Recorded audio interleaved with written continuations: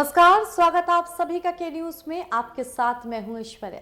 अगला साल यानी कि 2022 उत्तर प्रदेश में विधानसभा चुनावों का साल है और उसी को देखते हुए अब सरकार की तरफ से तमाम गठजोड़, अनेक दलों को साधना, तमाम वर्गों को अपने साथ जुटाना, इन सब की कवायद तेज हो गई है। और इन्हीं सब कवायदों में जो पिछड़ा वर्ग है और जो अति पिछड़ा वर्ग है उसकी स्थापना करके उसके अध्यक्ष, उपाध्यक्ष, उनमें तमाम सदस्यों को नामित करना, उन सब की भी कवायद पूरी कर दी गई है। यहाँ पर बहुत ज़्यादा ध्यान देने वाली बात यह है कि बीजेपी ने इस बार पिछड़ा वर्ग आयोग की कमान गैर यादव ओबीसी के हाथ में सौंपी है। इसी के साथ जो अति पिछड़ा वर्ग है और अनुसूचित जाति और जनजाति वाला वर्ग है उसकी कमान जाटव वर्ग के हाथों में सौंपी गई है। तो क्या ये पूरी रणनीति है?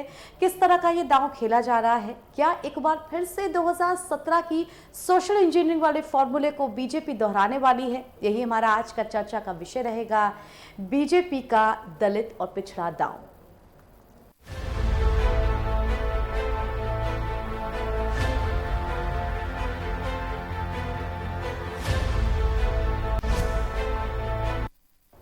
बीजेपी ने अनुसूचित जाति और अनुसूचित जनजाति आयोग के गठन के बाद अब पिछड़ा वर्ग आयोग का भी गठन कर दिया।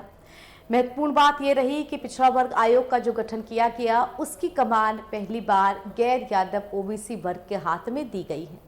यहाँ पर जिस तरह से चुनाव नजदीक है, 6 महीने से भी कम का वक्त बचा है, तो क्या बीजेपी अब फिर से 2017 वाले अपने सोशल इंजीनियरिंग फॉर्मूले को दोहराने में जुट गई है? क्या उसी फॉर्मूले की तर्ज पे इस बार 2022 के भी चुनाव लड़े जाएंगे?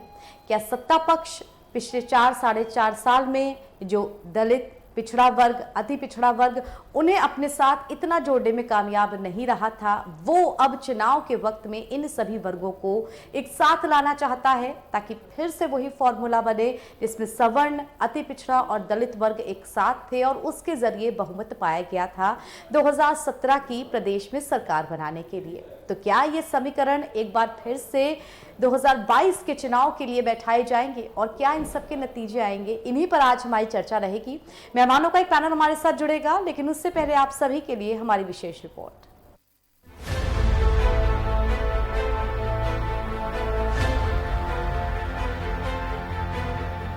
यूपी में अगले साल होने वाले विधानसभा चुनाव के मद्देनजर नए सियासी समीकरण और गठजोड़ पर बीजेपी ने अपना काम करना शुरू कर दिया है। योगी सरकार ने यूपी में पिछड़ा वर्ग आयोग की कमान गैर यादव ओबीसी को दी है, तो अनुसूचित जाति, अनुसूचित जनजाति आयोग की बागडोर जाटव समुदाय को सौंपी है। इस तरह बीजेपी ने मायावती को कोर वोट बैंक को अपने से ही जोड़ने की कोशिश की है, तो गैर यादव ओबीसी को अपने साथ सहेजने में जुट गई है। योगी आदित्यनाथ की अगुवाई वाली बीजेपी सरकार विधानसभा चुनाव को देखते हुए कार्यकर्ताओं का उत्साह और मनोबल बढ़ाने के लिए निगम आयोग, बोर्ड व निकायों के पदों की नियुक्तियों पर काम करना शुरू कर दिया है। उत्तर प्रदेश अनुसूचित जाति, अनुसूचित जनजाति आयोग के गठन के बाद गुरुवार को उत्तर प्रदेश पिछड़ा वर्ग का गठन किया। इन दोनों ही आयोगों के जरिए बीजेपी अपने वोट बैंक को मजबूत करती नजर आ रही है। अब इस समय बदलावों का क्या असर होगा ये तो आने वाले चुनाव में ही पता चलेगा, मगर इस वक्त नए समीकरणों की हलचल तेज हो चुकी है। स्पेशल डेस्क, के न्यूज इंडिया। तो अति पिछड़ा वर्ग यानी कि ओबीसी वर्ग और पिछड़ा वर्ग को अपने साथ जोड़ने की कवायद इस वक्त बीजेपी कर रही है। जाटव वर्ग की बात करें जो कि पूरी आबादी का उत्तर प्रदेश में करीब 10% है, और अगर पिछड़ा वर्ग की बात करें तो करीब 50% ये वर्ग है। वही जाटव वर्ग जिससे उत्तर प्रदेश की पूर्व मुख्यमंत्री मायावती भी आती हैं। इस वर्ग को अपने साथ साधने की कोशिश अब बीजेपी कर रही है। 2017 की तरफ एक बार फिर से वापस जाते हैं। सवर्णों का जो वर्ग ज्यादातर बोला जाता है कि बीजेपी के साथ ही रहता है। उसके अलावा अगर धर्म विशेष की बात करें तो मुसलमानों का वर्ग जो कि बोला जाता है कि बीजेपी के साथ ज्यादातर नहीं जाता है। इन दोनों वर्गों के अलावा जो पिछड़ा और अति पिछड़ा वर्ग है वो जिस ओर झुकाव लेगा उस ओर ज्यादा हद तक पॉसिबिलिटी है कि सोशल इंजीनियरिंग के जरिए बहुमत हासिल करके सरकार बनाने की कवायद की जाएगी। यही 2017 का फॉर्मूला था जो कि बिल्कुल फिट बैठा था, और कुछ मायनों में कहा जाए तो यही 2007 में मायावती का भी फॉर्मूला रहा था सोशल इंजीनियरिंग वाला, जब ये टर्म लगभग पहली बार इजाद होकर के सामने आया था कि किस तरह बहुजन समाज पार्टी ने सवर्णों और दलितों के वोट बैंक को मिला करके बहुमत हासिल करके 5 साल तक सरकार चलाई। अब बात 2022 की, तो 2022 के लिए भी किसी तरह का जोड़ गांठ, किसी तरह के समीकरण बनाना, ये सारी चीजें चलेंगी। तो इनमें समीकरण बनाने के लिए बीजेपी की तरफ नजर डालें तो पिछड़ा और अति पिछड़ा वर्ग, जो कि सामान्य तौर पर बीजेपी के साथ नहीं रहता है, अति पिछड़ा वर्ग जिसके लिए समाजवादी पार्टी के लिए कह सकते हैं कि उसके साथ ज्यादा जुड़ा रहता है। और उसके बाद बात करें SC/ST की, ये वर्ग बसपा के साथ एक मजबूत जनाधार के साथ जुड़ा रहता है, जो वोट बैंक ज्यादातर नहीं खसकता। अब इसी वोट बैंक पर भारतीय जनता पार्टी की नजर है। कुछ मायनों में कह सकते हैं कि मायावती का ज्यादा सक्रिय ना होना, बसपा में एक तरह की फूट पड़ना, बसपा के जिस तरह के विधायक और सांसद थे 2007 के बाद जो 5 साल की सत्ता है उसके बाद से ही कम होना शुरू हुए और धीरे धीरे सांसदों की संख्या एक समय वैसा भी आया कि शून्य हो गई। अब वो जनाधार अगर बीजेपी के साथ जुड़ जाए तो शायद बीजेपी के लिए 2022 में मजबूत वोट बैंक होगा। और इसी मजबूत वोट बैंक को लेकर के किस तरह के समीकरण बिठाए जा रहे हैं इस वक्त, पिछड़ा वर्ग आयोग बना करके, अनुसूचित जाति अनुसूचित जनजाति आयोग बना करके उनमें अध्यक्ष, उपाध्यक्ष और जो सदस्य नामित किए गए हैं, इन सबको लेकर के पिछड़ा वर्ग आयोग की बात करें तो उसमें जिसके हाथ में कमान सौंपी गई है, और इस चीज़ की भी बात करें कि अति पिछड़ा जो अनुसूचित जाति और अनुसूचित जनजाति का जो वर्ग है उसकी कमान जाटव वर्ग के हाथ में सौंपी गई है। तो ये पूरी कवायद क्या रंग लाएगी, किस तरह से ये पूरी सोशल इंजीनियरिंग चलेगी, इन्हीं सब पे आज हम चर्चा करेंगे। और आइए बिना देर किए जो मेहमान हमारे साथ जुड़ गए हैं उनका परिचय आपसे करा देते हैं। बीजेपी की तरफ से हमारे साथ विजय खेड़ा जी जुड़े हुए हैं। विजय खेड़ा जी, बहुत बहुत स्वागत आपका हमारी इस चर्चा में। और सपा की तरफ से हमारे साथ मनोज यादव जी जुड़े हुए हैं। मनोज जी, बहुत बहुत स्वागत है आपका। विजय जी, सबसे पहले आपके पास ही मैं आऊंगी अपने प्रश्न को लेकर के। पिछड़ा वर्ग आयोग, अनुसूचित जाति अनुसूचित जनजाति वर्ग आयोग, इन सब के गठन भी किए गए और जिस हिसाब से आंकड़े सही बैठते थे उस हिसाब से वहां पर अध्यक्ष, उपाध्यक्ष और जो सदस्य हैं वो भी नामित किए गए। 2022 की तैयारी कहा जा रहा है इसे, किस तरह से जो तमाम वर्ग हैं उनके साथ, जिनमें पिछड़ा भी शामिल है, ओबीसी भी आप कहेंगे, SC भी कहेंगे, ST भी कहेंगे, इनको जोड़ करके फिर से कवायद की जा रही है कि 2017 वाला जो बात है ना उसको दोहराया जाए। क्या कहेंगे इस पर आप? क्या आप, मेरी आवाज जा रही है आप तक क्या? जी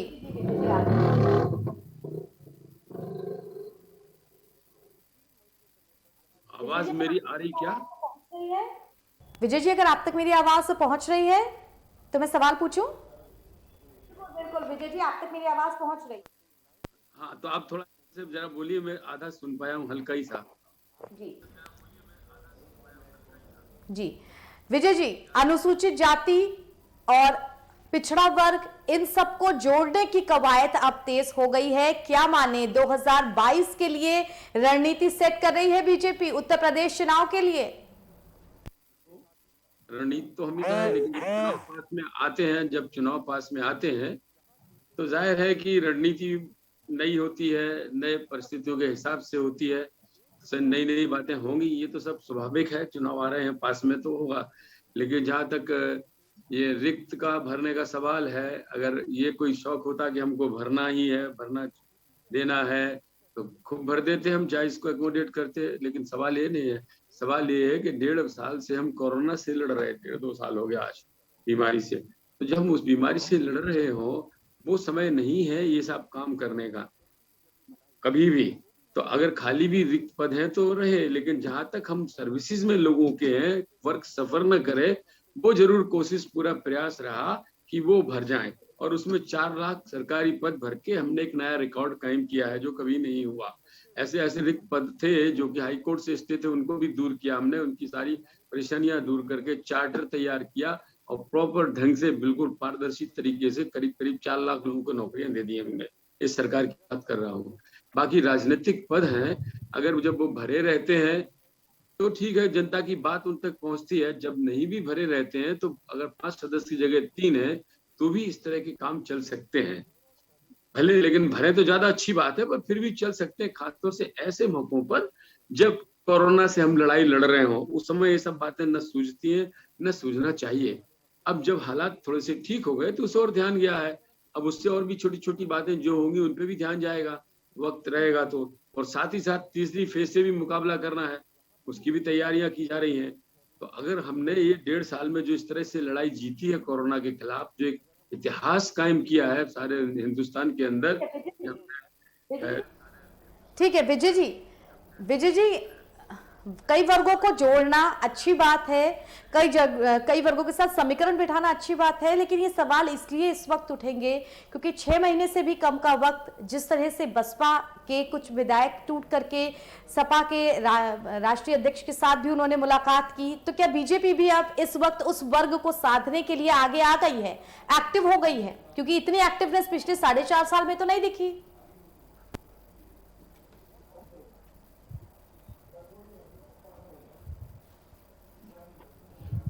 क्या आपने फिर मुझसे गुप्ता जी से? जी ठीक है जी, विजय जी, इतनी एक्टिवनेस पिछले 4.5 साल में नहीं दिखी जितनी एक्टिवनेस उस वर्ग को साधने के लिए अब दिख रही है। हर वर्ग के लिए, तो चाहे बैकवर्ड हो, चाहे शेड्यूल कास्ट हो, चाहे गरीब हो, चाहे किसान हो, मतलब आपने देखी है, हम तो हर स्टेज पे हर स्टेप पे काम कर ही रहे हैं, उसमें तो कोई शक की बात ही नहीं है। लेकिन होता ये है, सरकार बनने के तुरंत बाद कभी भी इस तरह के पद भरे नहीं जाते।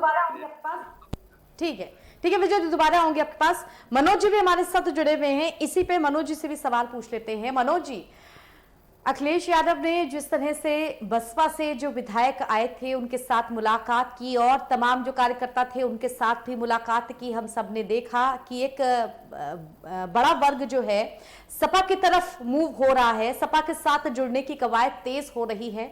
लेकिन यहाँ बीजेपी भी एक बार फिर से 2017 वाला फॉर्मूला दोहराने की कोशिश कर रही है। क्या लगता है आपको, उस वर्ग को साधने में कौन ज्यादा कामयाब रहेगा? ये गांव की एक कहावत है, 2014 में उत्तर प्रदेश के पिछड़े वर्ग ने बीजेपी को वोट दिया, 2017 में दिया, 2019 में दिया, यानी कि लगातार 7 सालों में उत्तर प्रदेश के पिछड़े वर्ग ने एक बल्क शब्द इसलिए इस्तेमाल कर रहा हूँ कि अगर बल्क वोट न मिलता तो न पहली बार में इतने लोकसभा सांसद जीतते, न दूसरी बार में, और न 300 से ज्यादा सीटें बीजेपी जीत पाती। लेकिन कितनी मासूमियत के साथ बीजेपी के हमारे विजय खेड़ा जी ने कह दिया, अरे वो तो कोरोना काल की वजह से नहीं भर पाए। क्यों? सरकार कोरोना काल में तो बनी नहीं थी, सरकार तो 2017 में मार्च में बनी थी। और इन आयोगों में, खासकर मैं पिछड़ा वर्ग आयोग की बात करूंगा, या दलितों का जो SC ST आयोग है, ये इनकी सबसे बड़ी जिम्मेदारी थी कि ये इनको भरते। ठीक है, आप लाभ दे रहे हैं उस वर्ग को, आपको धन्यवाद, लेकिन जिनको लाभ नहीं मिल पा रहा है या जिनकी जो समस्याएं हैं, वो इन्हीं जो आयोग हैं उनके माध्यम से वो अपनी समस्याएं दर्ज कराते हैं, और वो पूरा एक बल्क डाटा जो होता है वो गवर्नमेंट के पास जाता है कि हमारे वर्ग के फला फला अमुक अमुक लोगों के साथ ये समस्याएं हैं। अब जब 6 महीने से भी कम का समय लगभग बचा है, क्योंकि जनवरी तक मुझे लगता है कि आचार संहिता लग जाएगी, तो अब क्या कर लोगे, क्या कर लोगे? 6 महीने में क्या मिल जाएगा? हाँ, व्यक्तिगत रूप से जिनका आयोग में चयन हुआ है, जो बैठे हैं, जो मनोनीत किए गए, उन्हीं को लाभ मिल सकता है, लेकिन जो आम जनता, जो एक बड़ा वर्ग है, उनको लाभ बिल्कुल ऐश्वर्या जी मिलता हुआ नहीं दिख रहा है। और दूसरी सबसे महत्वपूर्ण बात यह है कि पिछड़ा वर्ग आयोग में अगर बात की जाएगी तो जो नौकरियां भर्ती की गई 69,000 शिक्षकों की, उसमें पिछड़े वर्ग के ही आरक्षण के हिसाब से कम 6,000 से कम पद भरे गए। 6,000 से ज्यादा पद हैं जो उसमें नहीं उनको जगह मिली है। और तो ये सारी बातें तो विचारणीय है ना सरकार के, उस आयोग को खाली रख के और तमाम सारी नौकरियों में, अभी बताया 4 लाख नौकरी दे दी। मैं एक सवाल पूछता हूँ, 2000 हमारे समय की दरोगा की आई थी भर्ती, ट्रेनिंग हो गई, उनके सारे कोर्ट वाले प्रोसीजर पूरे हो गए, बेचारों की ट्रेनिंग हो गई, अब नियुक्तियां मिलनी है उनको, वो भी नहीं मिल रही है। हर टीवी चैनल पे चल रहा है वो दरोगा की भर्ती, और बड़े तादाद में, मैं आपको बता दूं, 1 से 1,20,000 पोस्टें लगभग उत्तर प्रदेश में पुलिस विभाग में खाली हैं, और आप बताते हैं हमने 4 लाख भर ली। तो कहां भर ली, किस तरह भर ली, ये जनता जानना चाहती है। आपके आंकड़े बड़े हसीन है, बड़े गुलाबी हैं, लेकिन रियलिटी जो है वो जमीन पे कुछ नहीं है। आप लोग कहते बहुत अच्छा है, बताते बहुत अच्छा है, लेकिन जमीनी हकीकत से इतर। ये सारे ठीक है, ये सारे आंकड़े जो भी हैं, इन सबको बताने का वक्त इसलिए भी आ गया है क्योंकि 6 महीने से कम का वक्त इस वक्त हमारे चुनाव के लिए बचा है। शायद इसलिए दिसंबर तक 1 लाख से ज़्यादा जो युवा है उनके लिए रोजगार जुटाने का लक्ष्य, ये सब तय किए जा रहे हैं। हमारे साथ राजेंद्र कुमार जी भी जुड़े हुए हैं। राजेंद्र कुमार सर, स्वागत आपका हमारी इस चर्चा में। सोशल इंजीनियरिंग की बात करें तो बीजेपी ने 2017 में जिस फॉर्मूले को अपनाया था वही फॉर्मूला लगभग अपनाने की कवायद इस बार भी की जा रही है। तमाम जो पिछड़ा आयोग है, अनुसूचित आयोग है, उन सब में जो भर्तियां हुई हैं वो इसी चीज को दिखाती हैं। आपको लगता है कि एक बार फिर से ये फॉर्मूला कामयाब हो पाएगा? क्या आवाज आ रही है मेरी? हेलो जी जी। देखिए ऐश्वर्या जी, जो हम लोग अफसोस की बात है, बड़े इस देश में कुछ नहीं कहना चाहिए लेकिन मजबूरी में हम लोगों को बोलना पड़ता है। ये एक संवैधानिक आयोगों को दर्जा दिया गया है संविधान के तहत। किस लिए? कि भाई यदि आपके आपके साथ, चाहे वो SC ST कम्युनिटी हो, चाहे OBC कम्युनिटी हो, यदि आपके साथ किसी तरह की पार्शियलिटी होती है, चाहे वो नौकरियों से संबंधित हो, चाहे डे टू डे लाइफ में हो, कुछ भी ऐसा मैटर होता है, तो एक आयोग बहुत महत्वपूर्ण संस्था है जिनको खास तौर से ऐसा क्रश किया गया है, जो महत्वहीन बना दिया गया है एकदम। ऐसे आयोगों को आप समझिए, और आपने बहुत अच्छा प्रश्न किया है कि चुनाव के समय ही किया गया, ये और दुर्भाग्य की बात है भारत में। ऐसे इंस्टीट्यूशन को आप खाली रखे, और सही में हमको बड़ा अफसोस होता है ये कहते हुए कि केवल वोट के लिए आप लोगों को केवल ये सब करना चाहते हैं, तो क्यों डेमोक्रेसी खेलना है? बंद कर दीजिए ना, बोल दीजिए कि हिटलर शाही आ गई, ऑटोक्रेसी आ गई, कैपिटलिज्म आ गया।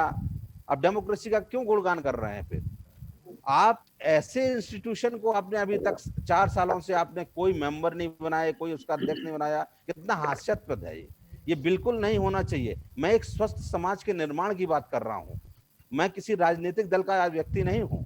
मैं ये कह रहा हूँ कि ऐसे कॉन्स्टिट्यूशनल जो संवैधानिक दायित्वों वाले पद हैं और उनको आपने खाली रखा, ये बहुत ही शर्मनाक और निंदा का विषय है। आपने ठीक है 6 महीने में, आप जैसा कि मनोज जी ने भी कहा, 6 महीने में क्या कर लेंगे? बात सही है, 6 महीने में आप किस लिए उनको आपने बना दिया? सिर्फ वोट के लिए ना। आपका इंटेंशन स्पष्ट हो रहा है कि वोट के लिए आपने किया, लेकिन वो वोट आपको कन्वर्ट होता है नहीं होता है ये अलग मैटर है। लोगों ने केवल आपको ये नहीं देखे, नौकरियों में जितना डिस्क्रिमिनेशन हुआ, आपने जो भर्तियां यदि की भी हैं तो उसमें देखिए आरक्षण का अनुपात आपने कहां फॉलो किया है। जो SC ST और OBC को जो निर्धारित आरक्षण मिलना चाहिए वो किसी भी भर्ती में आपने पूरा नहीं किया है। कोई बैकलॉगिंग, आपने एक भी बैकलॉग की भर्ती नहीं की है। आप कैसे कह रहे हैं कि आपने नौकरियां दे दी? आप पूरा इस समय देश में जो युवा वर्ग है, जो खासतौर से दलित OBC का वर्ग है और भी इवन सवर्ण वर्ग है, सब आदमी परेशान है। आपने नौकरियां जनरेट नहीं की, आपकी पॉलिसी ऐसी नहीं है, आपका विजन अच्छा नहीं है। आप टेलीविजन में बड़े अच्छे हैं, आपके पास विजन नहीं है। विजन आपको क्रिएट करना पड़ेगा। आपको इतना बड़ा मैंडेट मिला है, इस सरकार को इतना बड़ा मैंडेट मिला था कि जिसको आप बड़े अच्छे ढंग से और बड़े तन्मयता के साथ अच्छा काम कर सकते थे। आपने लेकिन कुछ नहीं। आप कह रहे हैं कि कोरोना काल में नहीं भर्ती हुआ, कौन सा? बिल्कुल राजेंद्र जी, आपने सही बात कही। एक बड़ा मैंडेट, एक बड़ा जनादेश जो 2017 में मिला था, उस जनादेश के थोड़ा खिसकने का ही डर बीजेपी को है। तभी 6 महीने पहले इस तरह की कवायद की जा रही है। अगर उस जनाधार को जोड़ के चला गया होता तो शायद इस चीज की जरूरत नहीं पड़ती। फिलहाल दर्शकों एक छोटे से ब्रेक के लिए रुक रहे हैं, लेकिन ब्रेक के उस पार भी हमारी ये चर्चा जारी रहेगी कि किस तरह बसपा का वो वोट बैंक, जो कि मजबूत आधार बसपा के लिए कहा जाता है, लेकिन उससे अब बीजेपी जोड़ने की कवायद कर रही है। छोटा सा ब्रेक, जल्द लौटेंगे।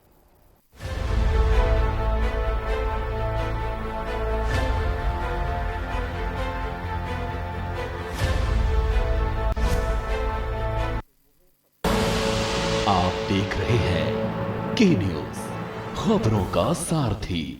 चलो चले, चलो चलो चले, चलो चले, चलो चलो चले, चलो चलो चले टीका लगवाए हैं अब अपनी बारी, हम में से कोई एक न छूटे सबकी जिम्मेदारी। चलो चले, चलो चलो चले।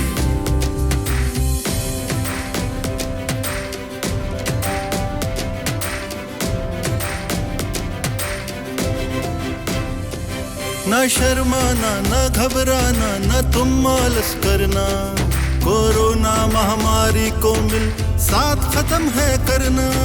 मत रख शंका और सभी को है तूने प्रेरित करना, देवभूमि की युवा शक्ति तुम ना हक डरना।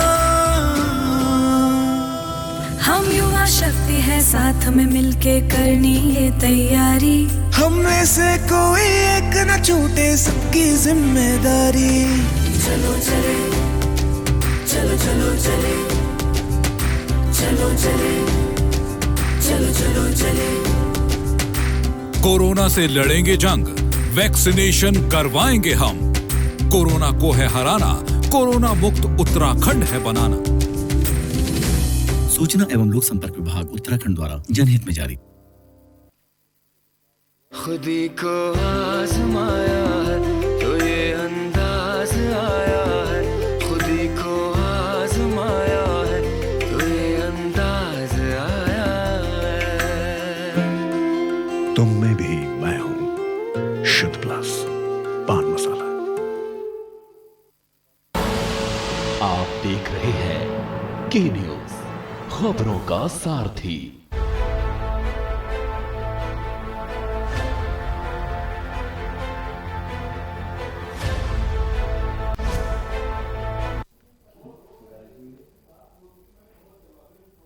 ब्रेक के बाद स्वागत आप सभी का। हम चर्चा कर रहे हैं बीजेपी का दलित पिछड़ा दांव। जी हाँ, जिस तरह से अनुसूचित जाति और जनजाति आयोग में भर्तियां की गई हैं, जिस तरह से गैर ओबीसी वर्ग को साधने की कोशिश की गई है और जो पिछड़े वर्ग है उसको साधने की कोशिश की जा रही है, इसी वर्ग को साध करके 2017 में बीजेपी सत्ता में आई थी और करीब 15 साल का अपना वनवास खत्म किया था। अब जब 2022 के इलेक्शंस नजदीक आ चुके हैं तो फिर से उन्हीं सब फॉर्मूलों को खोजा जा रहा है, उन्हीं फॉर्मूलों पर चलने की बात हो रही है। हमारे साथ इस चर्चा में बीजेपी की तरफ से विजय खेरा जी जुड़े हुए हैं। विजय जी, एक बार फिर से मैं आपके पास आऊंगी। 6 महीने से कब का वक्त हमारे पास चुनाव के लिए बचा है। हम इस वक्त कोविड काल से भी जूझ रहे हैं। ज्यादा जो सरकार का फोर्स कहेंगे, ज्यादा जो सरकार की मैन पावर ताकत, वो या तो कोविड से निपटने में होनी चाहिए या फिर पिछले 4.5 साल में जिस चीज पे हम विकास पे ज्यादा फोकस नहीं कर पाए, जैसे कि रोजगार और नौकरियां हैं, इन सब पे होनी चाहिए। लेकिन बीजेपी की ज्यादा नजर कांग्रेस की तरफ से जितिन प्रसाद, ब्राह्मण वर्ग का चेहरा, पिछड़ा और अति पिछड़ा के लिए आयोग बना करके उनमें चेहरों को नामित करना, इन पर ज्यादा है। इस बीच में अगर ये खबर आती है जो कि कल की थी कि दिसंबर तक 1 लाख नौकरियां दी जाएंगी, आपको लगता है कि इन सब चीजों के बीच इतना फोकस हो पाएगा उन विकास पे, उन नौकरियों पे, उन बेरोजगारी पे, या फिर ज्यादा फोकस इन पे रहेगा कि हमें किन जातियों को साधना है, क्या समीकरण बनाने हैं जो 2022 हम जीत पाए? बिल्कुल असहमत है जो आपने कहा कि विकास नहीं हो पाया। आपके सामने है करोड़ों शौचालय, खाली हमें इतना ही बता देना बहुत है, और लाखों आवास, ये आपके सामने है। इसमें कुछ किसी को कहने की जरूरत नहीं है। ग्रामीण सड़कें और करीब करीब हर रोज 20-22 घंटे बिजली, जो पहले कभी 4-6-8 घंटे आती थी। तो विकास आपके सामने है। जल समस्या का समाधान हर गांव में, तो उसकी तो हमें चिंता है नहीं, क्योंकि हमने इतना विकास किया जो कभी ख्वाब में सोच भी नहीं सकते थे बाकी लोग तो। दूसरा रहा नौकरियों का सवाल। 4 लाख नौकरियां हमने दी है, डंके की चोट पर कह रहे हैं, असेंबली में भी कहेंगे और प्रेस कॉन्फ्रेंस में भी कहा, रिकॉर्ड भी दिखा चुके। बार बार वो आंकड़े दिखाना, खोलना, डायरी करना छोड़ दीजिएगा। 20 लाख लोगों को कम से कम पब्लिक अंडरटेकिंग से और निजी क्षेत्र में जोड़ा है जॉब में, तो ये तो सामने है। और जहां तक ये कह रहे थे नहीं किया, अरे नहीं किया तो ऐसे ही थोड़ी मोहर लग रही बार बार। मोदी जी को और डबल मोहर लग गई पहले से ज्यादा, 5 साल काम करने के बाद। तो क्या आपने लगा दिया? हमने जाके लगा दिया, जनता ने लगाई है। पहले से ज्यादा एमपी जीत के आए भारतीय जनता पार्टी के, अपनी दम पर अलग सरकार बनाने की हिम्मत रख ली, काम किया है, इसलिए ये सब हुआ है। और अभी ये फिर वो कह रहे थे नौकरी की बात, अरे आपके जमाने में पारदर्शिता। ठीक है, ठीक है, आपने सारे जो विकास की और प्रगति की बात गिनाए, उनके ऊपर ये भी कह सकते हैं इतना अगर 4 लाख नौकरियां 1 लाख नौकरियों पे हमने फोकस किया होता तो हमें शिक्षक अभ्यर्थियों का प्रदर्शन, दरोगा भर्तियों में गड़बड़ी, भर्तियां ना हो पाना, इन सब चीजों की शिकायतें नहीं सुनने को होती। खैर, हमारे साथ मनोज यादव जी भी जुड़े हैं, उनके पास चलते हैं। मनोज जी, एक समीकरण इस बात का कि जो बसपा से टूटे थे, कुछ दिन पहले वो सपा के साथ खड़े नजर आ रहे थे, लग रहा था कि वो जनाधार सपा के साथ जुड़ेगा जो कि पिछड़ा वर्ग है, लेकिन अब बीजेपी भी उसे साधने में जुट गई है। शायद सपा को अब ज्यादा मेहनत करनी पड़ेगी। समीकरण है वो समीकरण विपक्ष में रह के सस्ता है, सत्ता में रह के हमने भी बड़ा साधने की कोशिश की। वो जो जनता का संतुलन है, जो उनकी संतुष्टि का पैमाना है, उसको मुझे नहीं लगता है कि कोई सरकार पूरा कर सकती है। और उसके पीछे कारण मुख्य रूप से यही है कि जो सरकार बनती है, हम तो पिछड़ा वर्ग की सरकार ही थे, हमने तो सारे पिछड़ों के लिए काम किया, SC ST के लिए काम किया, लेकिन फिर भी हमारी सरकार दोबारा नहीं आई। डेवलपमेंट के नए कीर्तिमान स्थापित किए उत्तर प्रदेश में। 22 महीनों में हमने 302 किलोमीटर का एक्सप्रेस वे बनाया और बहुत कुछ, मेट्रो से लेके, हम उन चीजों पे नहीं जाना चाहते हैं, समय वेस्ट होगा। हम ये कह रहे हैं, आप अपने टॉप 10 कैबिनेट मंत्रियों के नाम बताइए विजय खेड़ा उत्तर प्रदेश में, जिसमें से पिछड़ों के नाम टॉप 10 में आ जाए, मौर्य जी को छोड़ के, क्योंकि मौर्य जी का बहुत ज्यादा है क्या, वो तो मुख्यमंत्री बनने वाले थे। आप गिना दीजिए। मुझे जो याद है, शाही जी कृषि मंत्री हैं, ठाकुर हैं, श्रीकांत शर्मा बिजली ऊर्जा मंत्री हैं, पंडित जी हैं, दिनेश शर्मा पंडित जी हैं, शिक्षा मंत्री हैं, उप मुख्यमंत्री, खन्ना जी वित्त मंत्री हैं, नगर विकास मंत्री लाल टंडन जी हैं, महेंद्र सिंह जी सिंचाई मंत्री हैं। कितने लोगों का, 7 तो मैंने ही 6-7 बता दिए हैं। आप बताइए, और टॉप 10 के कौन से पिछड़े वर्ग के या दलित वर्ग के आपके साथ नेता हैं जिनकी पूंछ है कैबिनेट में, जिनका महत्व है कैबिनेट में? नहीं है ना। तो आप आयोग में नियुक्ति कर दो, आप कुछ भी कर दो, उसका सब स्पष्ट रूप है, पूरी जनता जान चुकी, समझ चुकी। 4 लाख की भर्ती करते, समाजवादियों ने 5 लाख की भर्ती करी थी उत्तर प्रदेश में। आपने उन्हीं शिक्षा मित्रों को, जिनको हमने 3500 रुपए से 40,000 बनाया था, आपने 40,000 से उनको 10,000 पे कर दिया। वो तो आपकी जादूगरी है, आंकड़े की हेरा फेरी करना तो आप बखूबी जानते हैं, लेकिन इन सारी बातों से मुझे नहीं लगता है कि ठीक है मनोज जी, हम कह सकते हैं आंकड़े का जो खेल होता है ये हर तरफ चलता है, लेकिन 2 चीजें ध्यान में जरूर रखनी चाहिए कि हमारी आबादी कितनी, उसका कितना प्रतिशत युवा, और उस कितने प्रतिशत युवा को हम रोजगार दे रहे हैं। खैर, बात हम यहाँ पर समीकरणों की कर रहे हैं। हमारे साथ राजेंद्र जी भी जुड़े हुए हैं, सामाजिक चिंतक हैं। राजेंद्र जी, एक आखिरी सवाल आपके साथ, कितना जरूरत है अब उत्तर प्रदेश को कि ये जो जातिगत समीकरण है, तमाम जो गठजोड़ किए जाते हैं, इनसे थोड़ा ऊपर उठ के विकास की राजनीति की जाए? क्यों हम हर बार चुनाव से पहले या जब सरकार बनती है उस वक्त भी इस चीज को ही बैलेंस करने में लगते हैं कि कौन किस वर्ग विशेष का या धर्म विशेष का चेहरा है, तो उस समाज के तुष्टिकरण के लिए उस चेहरे को बड़ा पद मिलना चाहिए? क्या इस राजनीति से हम कभी ऊपर उठ पाएंगे?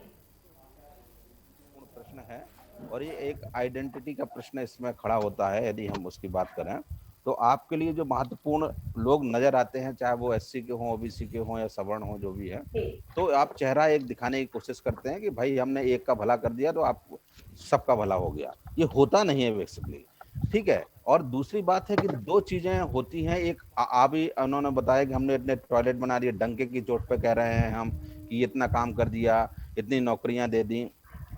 2 चीज हैं, एक आउटकम होता है, एक आउटपुट होता है, ठीक है। आउटपुट पे ही पूरा इलेक्शन होता है आपका। आउटकम उसका निकला क्या स्वच्छ भारत हो गया? स्वच्छ भारत? नहीं, वो आपने इतने टॉयलेट बनाए, आपने गिना दिया कि भैया हमने 1 लाख 10 लाख 1 करोड़ बना दिए, ठीक है।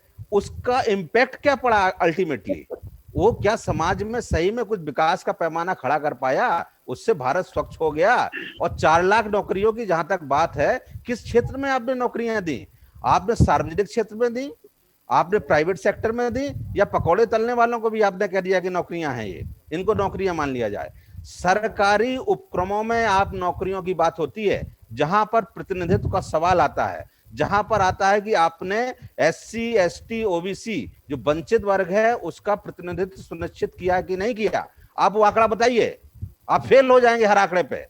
आप बताइए, आपने SC ST बताता हूँ ना, आप प्रतिनिधित्व के हिसाब से कितना कितना किस नौकरियों?